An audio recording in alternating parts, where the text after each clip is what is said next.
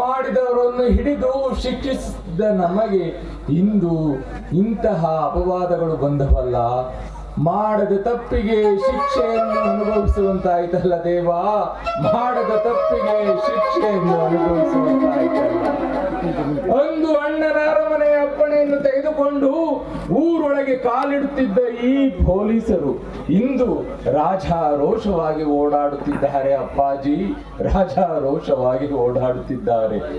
ಸೌಂದರ್ಯ, ಸೌಂದರ್ಯ, ಇಂತಹ ಕಷ್ಟಗಳನ್ನೆಲ್ಲ ನಾನೊಬ್ಬನೇ ಅನುಭವಿಸಲಿ ಎಂದು ನನ್ನನ್ನು ಬಿಟ್ಟು ಹೋದೆಯ ಸೌಂದರ್ಯ, ನನ್ನನ್ನು ಬಿಟ್ಟು ಹೋದೆಯ. ನೀನು ಇದ್ದಾಗ ಈ ಅರಮನೆಯಲ್ಲಿ ನಿತ್ಯವೂ ದಾಸೋಹ, ನಿತ್ಯವೂ ಹಬ್ಬ. ಆದರೆ ಇಂದು ನೀನಿಲ್ಲದ ಈ ಅರಮನೆ ಪಾಳು ಬಿದ್ದ ಮನೆ ಅಂತಾಗಿದೆ ಸೌಂದರ್ಯ, ಪಾಳು ಬಿದ್ದ ಮನೆ ಅಂತಾಗಿದೆ.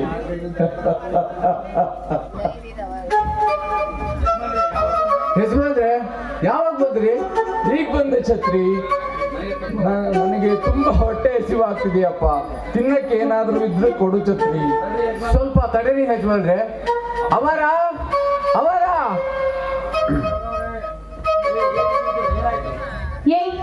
ಯಾಕಂಗ್ ಕಿರ್ಚಾಡ್ತಿದ್ಯಾ? ಏನಾಯ್ತು? ಅವರ ಯಜಮಾನ್ರಿಗೆ ಹೊಟ್ಟೆ ಹಸೈತಂತೆ ಯಜಮಾನ್ರೆ. ಅವರ ಏನಾದ್ರೂ ಅವ್ರಿಗೊಂದು ಸ್ವಲ್ಪ ಉಣ್ಣಾಕ್ ಕೊಡ್ರಿ ಅವರ. ಯಾಕೆ? ಕೇಳಕ್ಕೆ ಅವನಿಗೇನು ಬಾಯಿ ಇಲ್ವಂತ? ಬಾಯಿ ಇದೆ ತಾಯಿ, ಬಾಯಿ ಇದೆ. ಈ ಪಾಪಿಯ ಹೊಟ್ಟೆಗೆ ಒಂದು ಹಿಡಿ ಅನ್ನವನ್ನು ಕೊಡು ತಾಯಿ, ಒಂದು ಹಿಡಿ ಅನ್ನವನ್ನು ಕೊಡು. ಅನ್ನನೂ ಇಲ್ಲ, ರೊಟ್ಟಿನೂ ಇಲ್ಲ, ತೆಪ್ಪಗೆ ಬಿತ್ಕೊ. ಹಾಗನ್ನ ಬೇಡ ಕಾಂಚನ, ಹಾಗನ್ನ ಬೇಡ.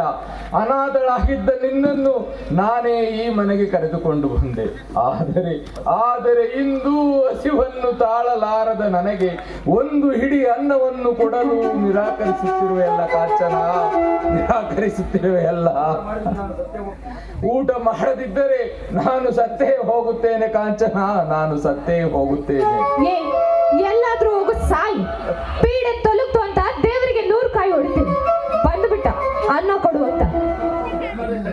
ಯಜಮಾನ್ರೆ ತಡೀರಿ, ಊಟ ನಾನು ಒಳಗಡೆ ಹೋಗಿ ಊಟ ನಾನ್ ತರ್ತೀನಿ.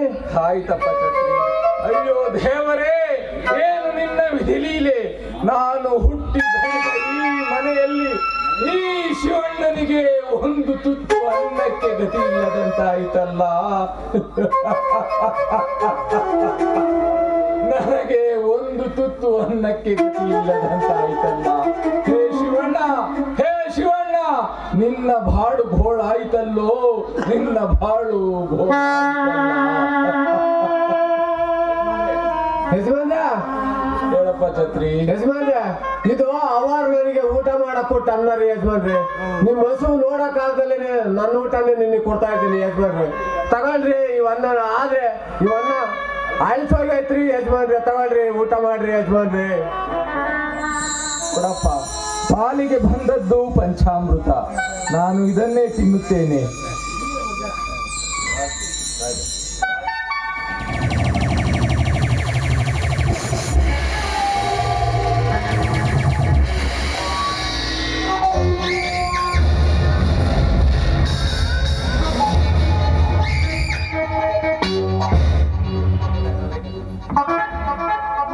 ಹೇಗಿದೆ ಈ ರೂಪಾಯಿ ರೋಜನ ಪ್ರವೇಶ?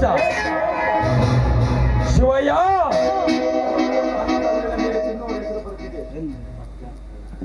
ಶಿವಯ್ಯ, ಪ್ರತಿಯೊಂದು ಅನ್ನದಗಳಿನ ಮೇಲೆ ತಿನ್ನುವರ ಹೆಸರು ಬರೆದಿರುತ್ತದೆ. ಆದರೆ ಈ ಹಣ್ಣದಲ್ಲಿ ನಿನ್ನ ಹೆಸರು ಬರದಿಲ್ಲ. ಇದು ನಿನ್ನ ಪಾಲಿನ ಅನ್ನವಲ್ಲ.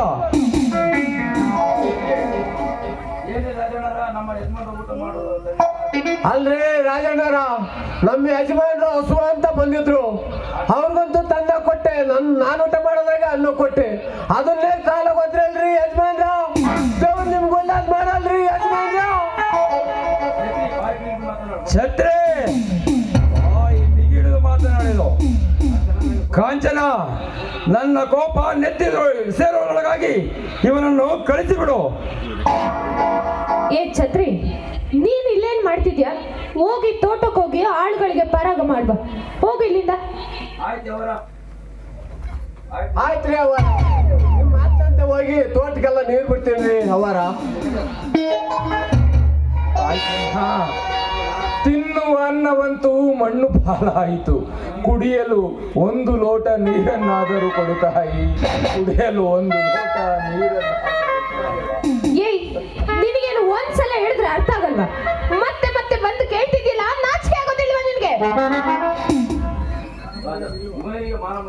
ಇವನಿಗೆಲ್ಲಿ ಮಾನ ಮರ್ಯಾದೆ ಕಾಂಚನ?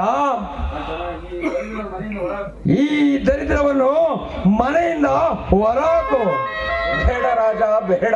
ನನ್ನನ್ನು ಮನೆಯಿಂದ ಹೊರ ಹಾಕಬೇಡ ರಾಜ, ಹೊರ ಹಾಕಬೇಡ.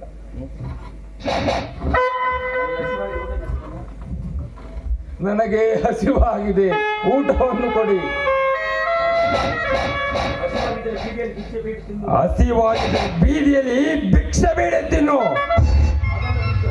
ಅದನ್ನ ಬಿಟ್ಟು ನನ್ನ ಹತ್ತಿರ ಕಣ್ಣೀರಿಡಬೇಡ.